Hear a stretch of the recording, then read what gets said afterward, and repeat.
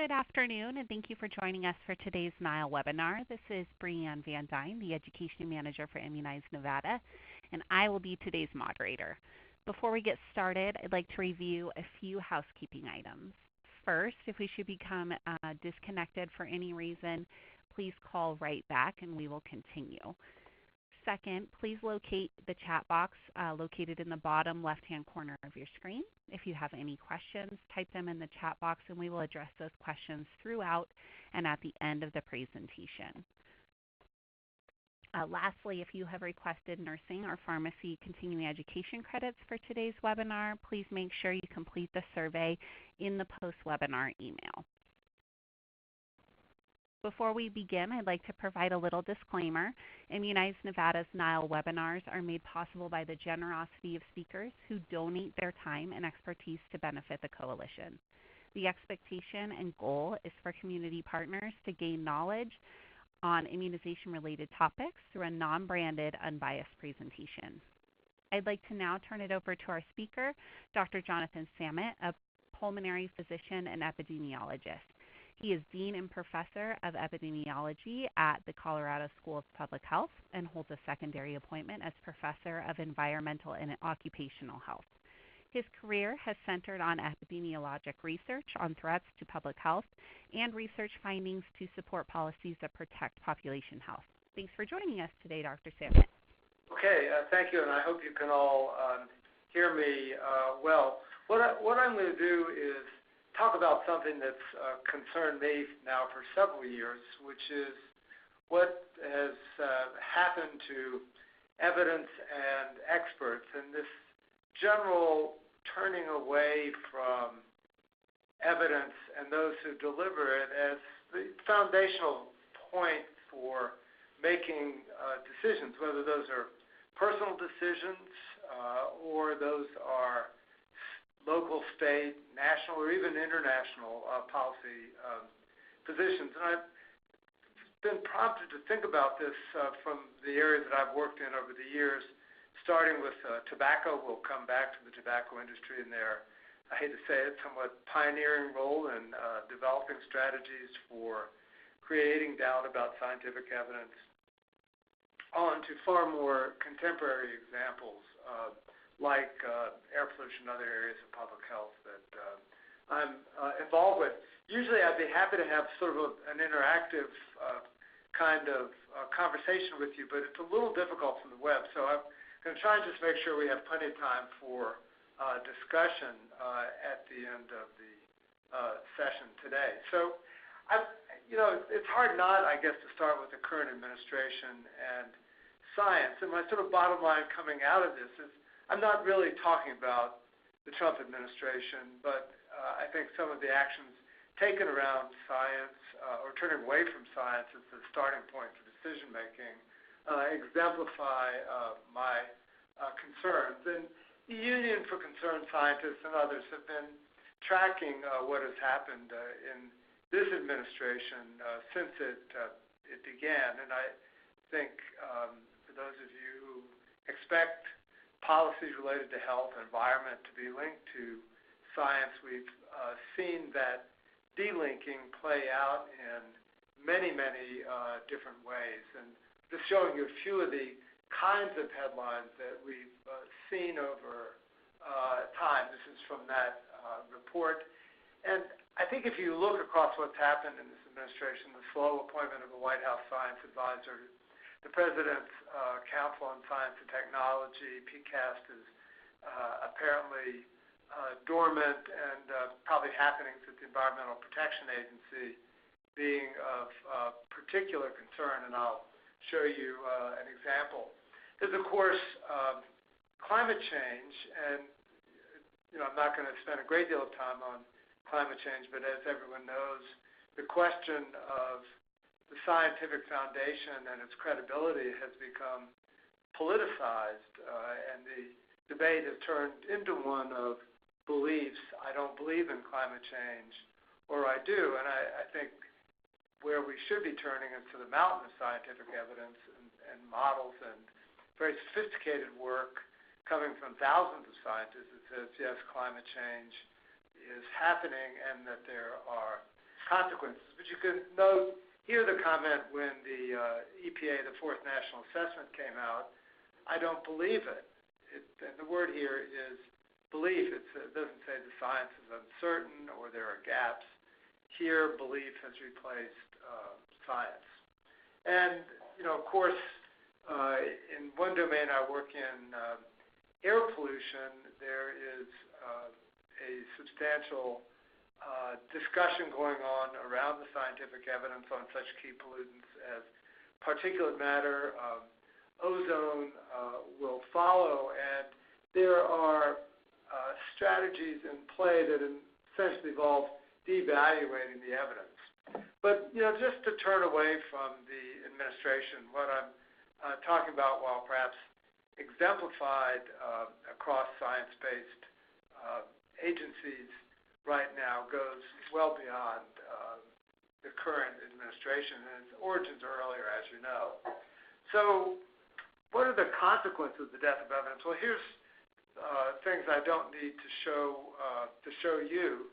Just as one example of the rise in measles cases, and I'm sure you know the data, but already in the 4 months of 2019, we have almost as many cases as 2014 for the whole year. And of course, those of us with a long-range view on immunization know what measles vaccines and others prevent. I grew up pre these vaccinations, and I can remember well these epidemics going through classes of 3rd, 4th, and 5th graders. In some ways, many of us were happy to stay home, but not everyone was so lucky as to avoid the severe consequences of these avoidable diseases. And again, just as a reminder of media pushes to displace evidence, here are just a few related to the recent measles outbreak and materials targeting at specific groups. And then attacks on the CDC vaccination panel coming at the experts with discussions about belief, which certainly should be held as significant, but posed as counter to and equal to evidence. So here we are with the not surprising consequences. So I know no news to this group, but again, we have an example of what happens playing out right now when we move away from evidence-based practice. And looking across the country, this is hard to tell, but hard to see, but I've circled Nevada, which is ranking above Colorado in the rate of achieving vaccinations. We all have a long way to go in getting to where we should be. So let's talk about how the world could work if we were strictly evidence-based, and we'll start there. Of course, one issue in making evidence-based decisions is sometimes we don't have all of the evidence in hand, and this is sort of one of the classic cartoons out of the risk world that struck as the scientific community is divided. Some say this stuff is dangerous, some say it isn't, and people are able to say things on one side or the other, typically when the evidence may not be all in that we need, when there is uncertainty. So here's some words and concepts that I think are important. For me, evidence is what we know. Ignorance is what we do not know. And ignorance is important. Drawing the bounds on what we know and what we don't know is critical for the scientific method. We go after what we don't know and do research to fill in those gaps. Uncertainty, let's think of as the consequence of ignorance. And, clearly uncertainty, come to this, is critical in decision making and may slow decision making while we await more evidence, or perhaps absent complete knowledge, we decide to take a precautionary approach to risk management.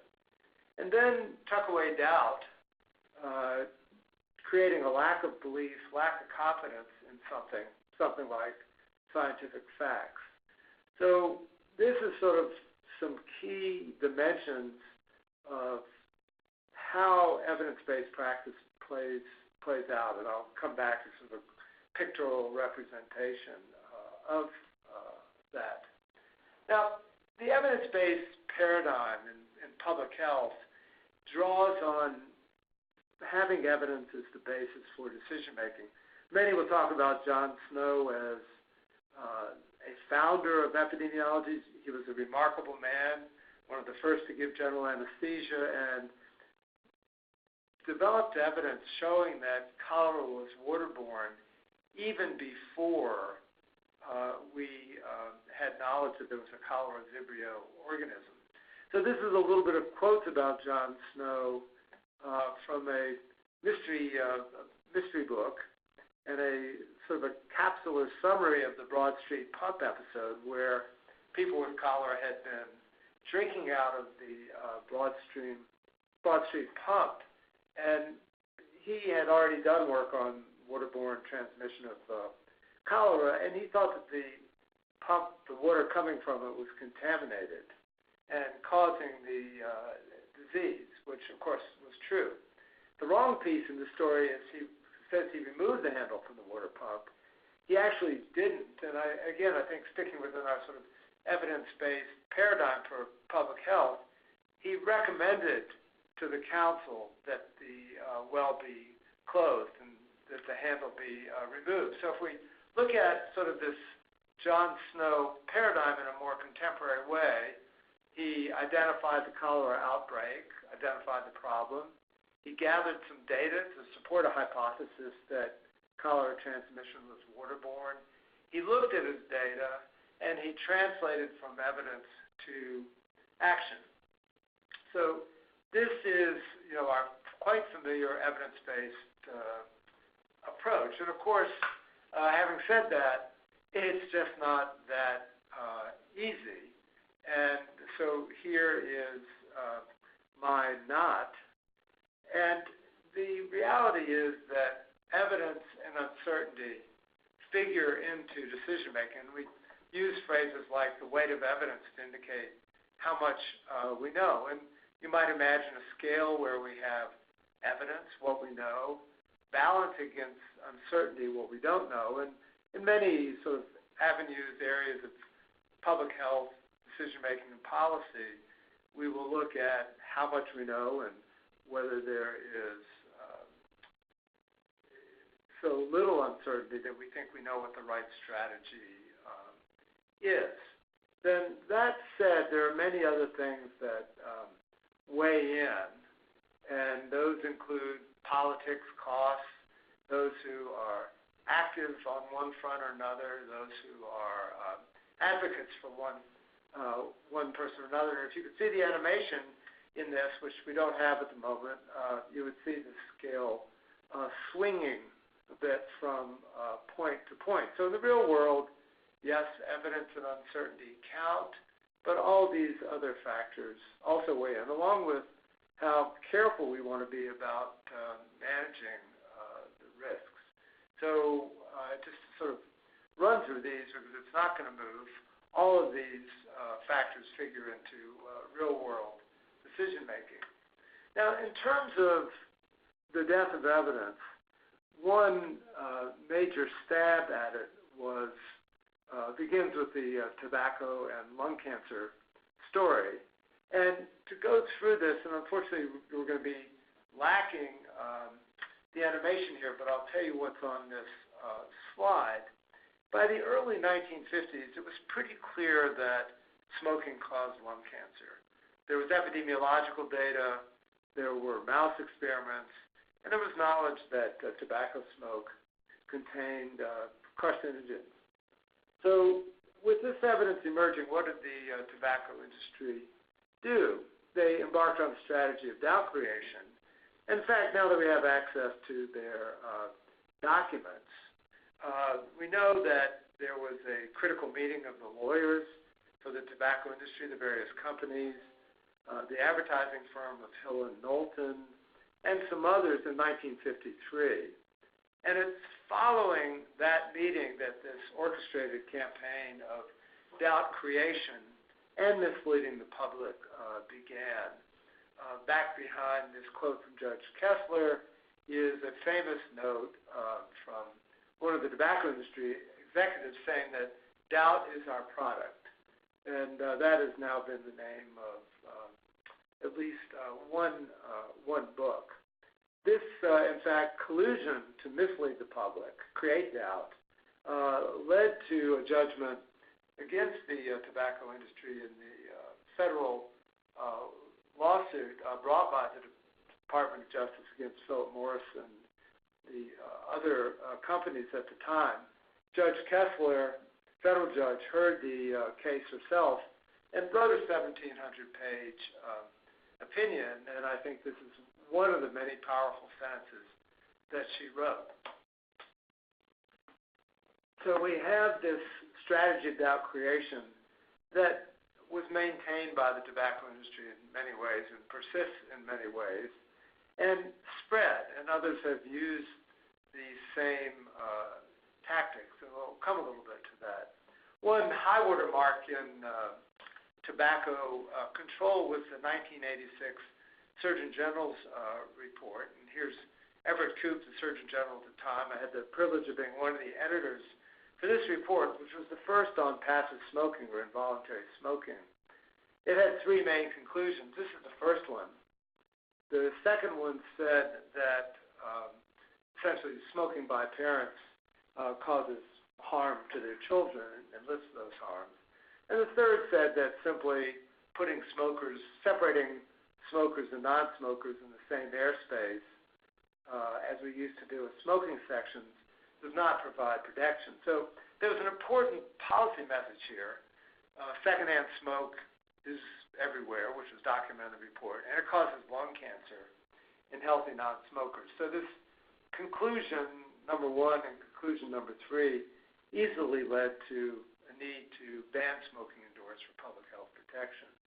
And that science was attacked aggressively. This is a piece I wrote more than 20 years ago with my Johns Hopkins colleague, Tom Burke, called Turning Science into Junk, the Tobacco Industry and Passive Smoking.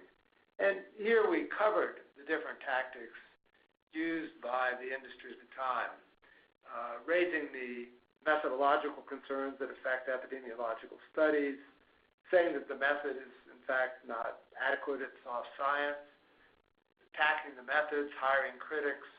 It went so far as to create scientific societies and journals, and harassing researchers in different ways. So it's sort of a full bag of tricks potentially available to attack science and scientists. This has continued on with air pollution work at present. This quote retraction request comes from somebody who runs something called the Junk Science website, here attacking a very important study in the New England Journal on air pollution and risk for premature death. So these tactics continue. If you want more reading, there's plenty of it. And I think reflecting how widely this approach is played out, the book by Oreskes and Conway, Merchants of Doubt, it's quite good. David Michaels, Doubt is their product. And for a very scholarly deep dive, Sean Otto, The War on Science, is also recommended for you. So let's talk a little bit about this general concern that belief is maybe replacing is the wrong word. Maybe it should be displacing evidence, but that's certainly happening in some venues and in some people's minds. Point you to another good read by Tom Nichols on the death of expertise. And he goes over, this is a good, quick read on what is happening. I think the book's been out about 2 years now. And he covers, and I'm going to show you a few quotes about what Tom is concerned about as we keep going. And for those of you who are fans of The Big Lebowski, there's something there for everyone. And that's just like your opinion, man. And I think it's this equality of opinion, belief, with evidence that has, I think, become a critical stumbling block in policymaking and public health protection. So, again, I don't have to tell you about these different issues where belief has replaced evidence, and in some cases politics are displacing evidence, like climate change. But evolution, genetically modified organisms, electromagnetic radiation from cell phones, certainly a public health concern given the ubiquity of cell phones, but one where the science base still has important uncertainty. So there you will find people who will offer a view that is either safe or unsafe. Reality is, at least from my point of view, we need more evidence. The vaccination and autism story, I think you all know well. Again, I think Wakefield, having had his work in Lancet completely discredited, it still remains a voice that is heard by some, and there are other, of course, actors in this space. This is from the LA Times, something I used to use for teaching my public health classes there. Most students were quite surprised when I described the distribution of the vaccination problems, well summarized in this headline about those parents who are not vaccinating their children. And then here in Colorado, Boulder, cited the University of Colorado Boulder with a very low rate of complete vaccination, and even and adding to it, one of the leaders in our state in vaping among youth. So we have many hot spots, as you know. So, back to Nichols here, who talks about this displacement of expertise, a rejection of science and dispassionate rationality. And I think you've probably all seen that play out. Those people who oppose vaccination are likely to be emotional in their opposition and not speak from facts and evidence, but with a belief, as we've discussed. And experts themselves may be dismissed, if you will, as was the case with the CDC vaccination group under questions. And then, this sense, which I think we should respect, that certainly everybody's opinions merit being heard, but opinion is opinion and evidence is evidence. And I think, again, they are not equal, but I think this represents one of our real communications challenge. So what's going on here? And I think what is going on is something that's been happening for a while. Some of this dismissal of evidence perhaps comes with the politicization of some science. Again, climate change just stands out as exemplary. Many will lament a decline of science literacy and numeracy, general changes in how we get our information, the ease of spreading opinion, of trying to counter science by the internet and social media, and what I've just called here this high-level dissing of science, which I think concerns many of us. I've mentioned this book by Otto, and science creates knowledge, knowledge is power, and that power is political. And sometimes there are very powerful consequences in our world of scientific findings. There may be interests that are affected economically by scientific determinations. There, for example, is substantial litigation going on now that you may have seen around glyphosate or Roundup and non-Hodgkin's lymphoma. Some of this driven by a conclusion from the World Health Organization's International Agency for Research on Cancer that glyphosate is a probable, and I'll note probable, describing the strength of evidence, cause of cancer. So we can't separate knowledge from its consequences and how people may respond to it. And interpretations of science are strongly tied to our sort of political backdrop. So this is data from a survey showing the extent to which people agree with the statement there is, quote, solid evidence of recent global warming due mostly to human activity by science literacy down here. And you'll just notice science literacy by background increases, the strength of the polarity of beliefs widens. Again, so our interpretations are very much colored by who we are, which is, in a sense, always been the case, but more prominent now. When I look at this from Pew on confidence in leaders of the scientific community, it's a long look. The good news is that confidence is not declining. Bad news is I just wonder why the scientific community is not doing better. And the part of that comes from a very mixed perception of the scientific community among the public. And this is trust, great deal, fair amount, and so on, in different groups. So here's the military at the top, scientists. I guess you can see elected officials seem to have gained what some might consider their proper place down here at the bottom. But again, if we look at the scientific community, there's not universal trust, nor would I argue there should be, but there's clearly still a substantial number of people who don't place the highest level of confidence in scientists and what we say, which is what's shown on the next bar.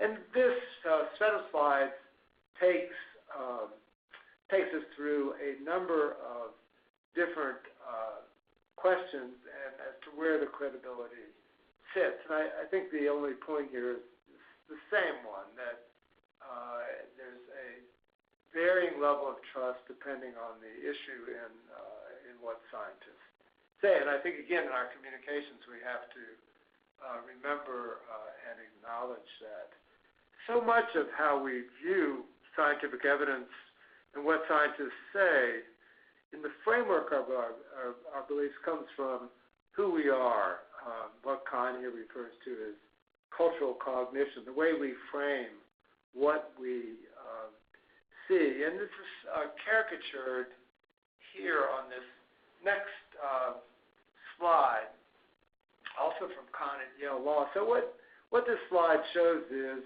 two axes, one on egalitarianism and one on belief in hierarchy, one on individualism, and one on looking to the community, called here communitarianism. And there's four quadrants here. And green means that you sort of see whatever this is as a low-risk issue, and here viewed as a high-risk issue. So if you go down here to those who are egalitarian and communitarian, they are in favor, for example, of HPV vaccination, immigration, gun control, and you can see where the red shows.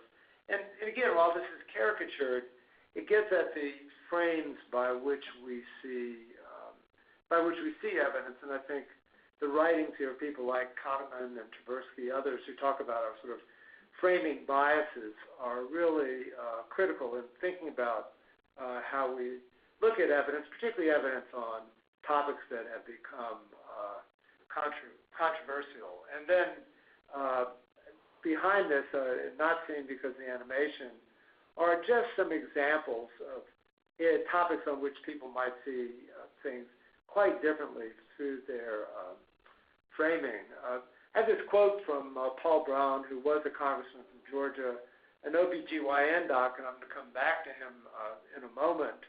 But here you can see him dismissing through his frame now what he learned in medical school about evolution and so on. So an extreme framing of science.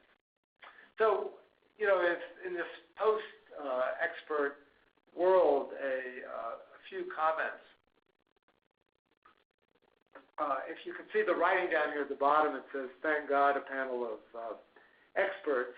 And much of the way, of course, that we incorporate expert judgment into our decision-making is convening panels, groups to write reports, to reach consensus on best practices on what should be done. That certainly happens with vaccination, but goes on in many other domains. Our National Academies of Science, Engineering, and Medicine, remember, started by Abraham Lincoln to give advice to the government on science.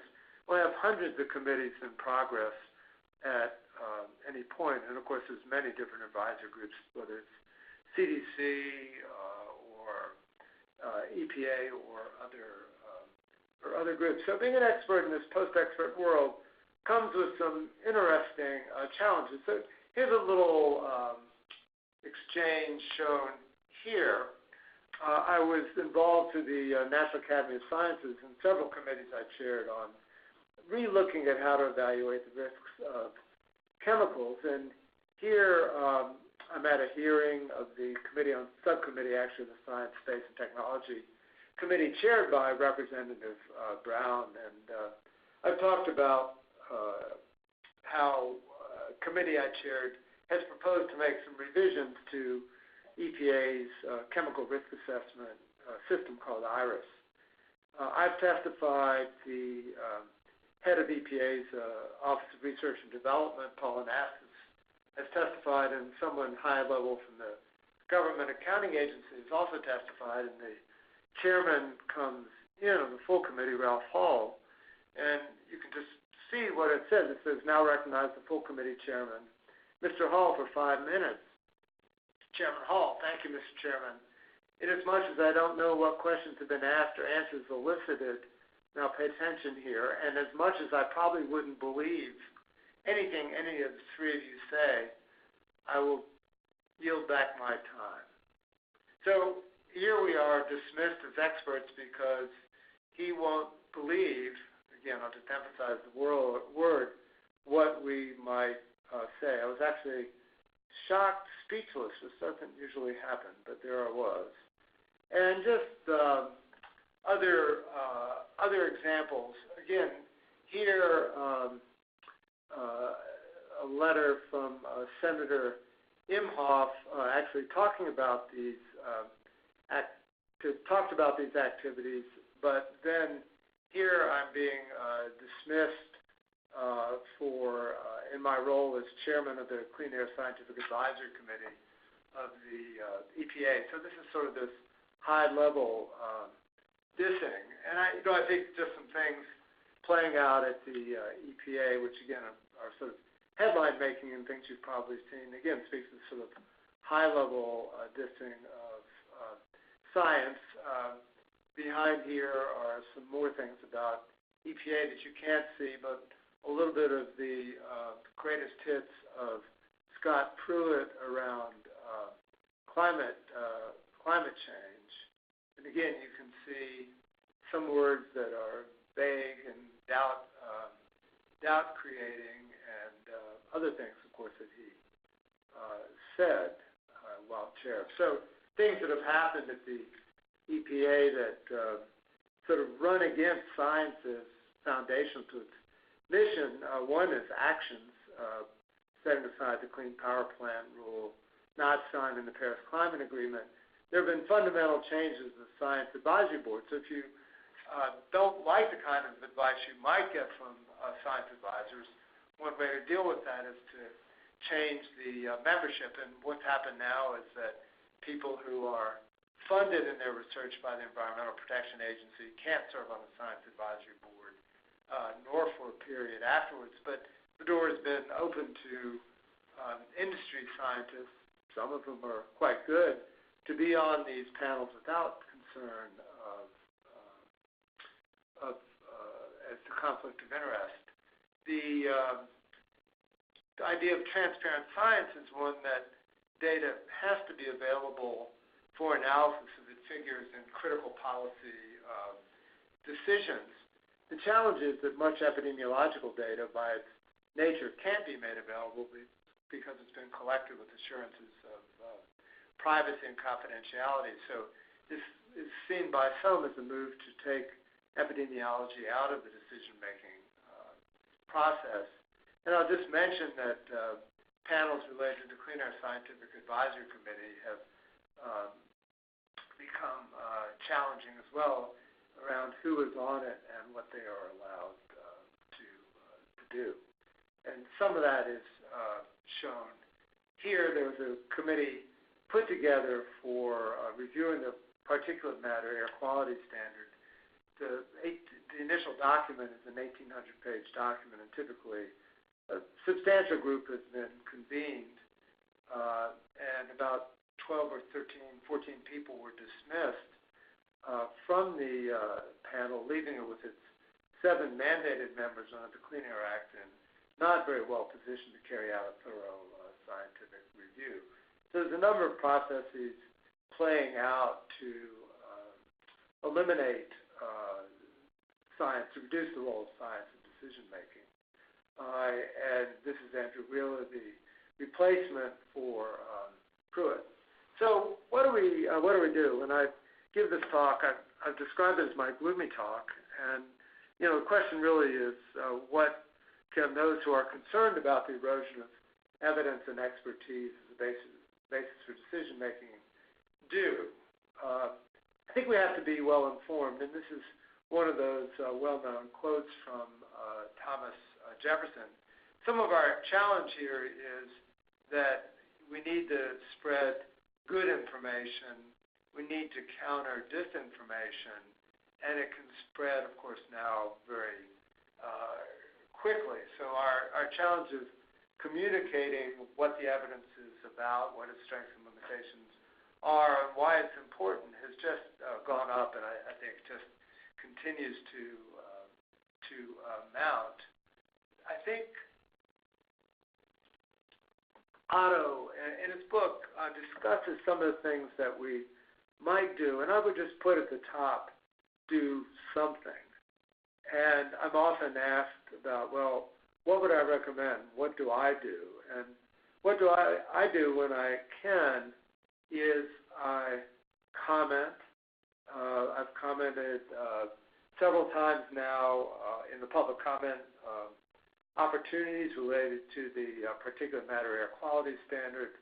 I've spent time with leadership at EPA talking about the need to maintain the peer review process and some of the issues that have been created as it has been played with over recent months.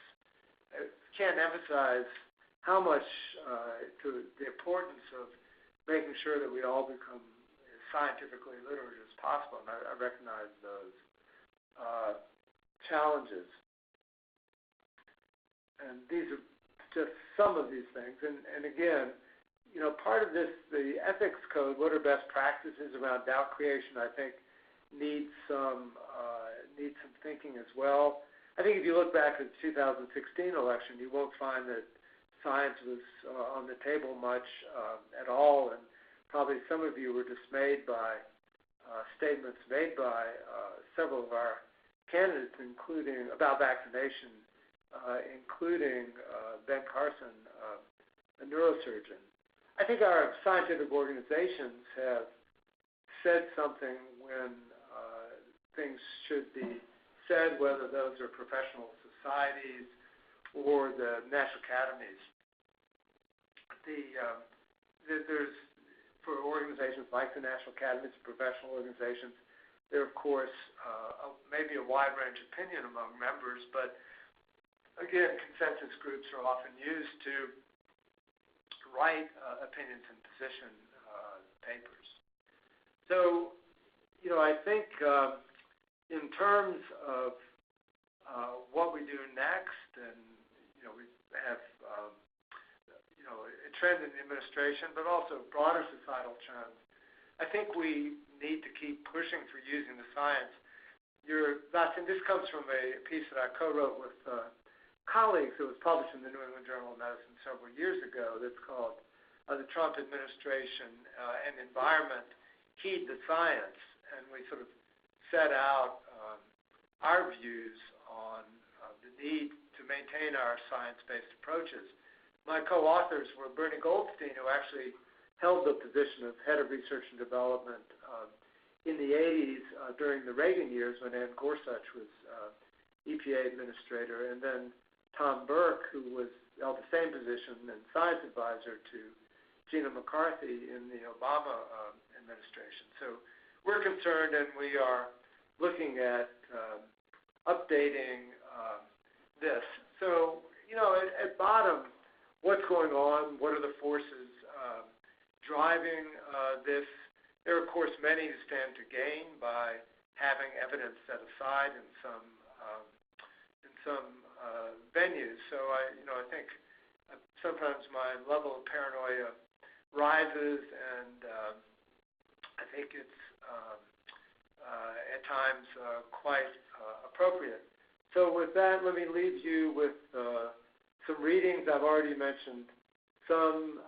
This is a nice, readable National Academy's report examining the mistrust of science. You can download this at the National Academy of Sciences and Engineering and Medicine Press. And just going back to some reading that you might note. The Tom Nichols book just out in paperback. This one also, they're all out, I think, and readily available. So let me stop. We've got plenty of time for discussion, and thanks for the opportunity to speak with you. Thank you so much, Dr. Samet. Before we say goodbye, we'd like to offer a little more time for last-minute questions, so please type those in the chat box now. I just wanted to bring your attention also to the chat box for a couple of different reasons. We posted a couple of resources for our participants today related to discerning good sources from the not. So if you wanted, specifically as it relates to immunization, so if you want to take a peek in the chat box for those, we also have those linked on our healthcare professionals page on immunizednevada.org if you don't want to navigate away from it right now. And then I also wanted to let you know, as far as the book recommendations go, we'll be posting Dr. Samet's slides in the archived section of immunizednevada.org/webinars so that you can take a better look at those book recommendations too. I know in the flurry of presentations, it's a little hard to take note of things like that too, so those will be available for participants as well. And Dr. Samet, I'm just glad that you brought up too, as far as what's next and what we can do, because my question for you was, how can we be good stewards of science in the public health and healthcare realms?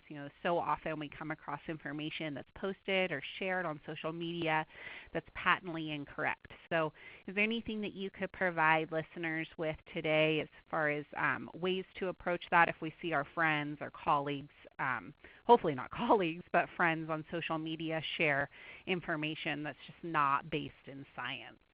Yeah, it's a tremendous challenge, isn't it? And, there's a couple of questions. Of course, anybody can post, and they do. And sometimes, postings are, come from one or another interest. I'll lapse back to tobacco for a moment. Before I came here to Colorado about a year and a half ago, I co-directed a large research program related to tobacco control. And, I learned from our researchers about messages on Twitter and other social media about tobacco and vaping products, and the origins of these with bots and other kind of surrogate actors, and it's really complicated both to detect and then to deal with this. And in the tobacco control realm, and I know you face the same in promoting vaccination and dealing with those who are against it, the flow is quick and instantaneous and not readily countered. And for tobacco, our old paradigms of tobacco control research and intervention don't work when the tweets and whatever are going on a very rapid minute-to-minute pace. I think we need, in tobacco, I said we need a new kind of surveillance, and one that is far more acute and gives us ways to respond. So I think there's two parts of your question. One is, how do we detect things that merit a response in sufficient time to make a response? And I guess the other, problem is just what is the mechanism and apparatus and whose responsibility is it? And I think you raise a really important point, and one I think in public health we're just not moving fast enough. We talk about M health, E health, and so on, but we're harnessing these tools at our usual sort of research pace and not the way others are doing. So sorry for not giving a crisp answer, but I don't think there's one there yet. No, and I agree. It's really nuanced, and there is, given the social media space is just proliferated, but with misinformation constantly, it's hard to keep up. But I think you bring up a good point in, just doing our part to combat that. And when we do recognize something as being patently false or, pseudoscientific information that's being put out there, to make sure to say that, my education and background in healthcare or public health or whatever it may be is totally counter to what you just posted here. So, I think I just think it just merits a response regardless. You don't have to be super eloquent or really refining your response other than to say, this is counter to anything that I've experienced or researched or read. So that's certainly important. We do have a question from a participant. Miriam brings up kind of this delicate balance of, she says, how can you still respect people's religious beliefs and yet counteract those beliefs as unscientific? And then how do people's minds actually change in their beliefs or trust of science? Yeah, no, I saw this pop up, and I think this is a great question. It very much relates to this framing that I discussed. And to me, the first part of this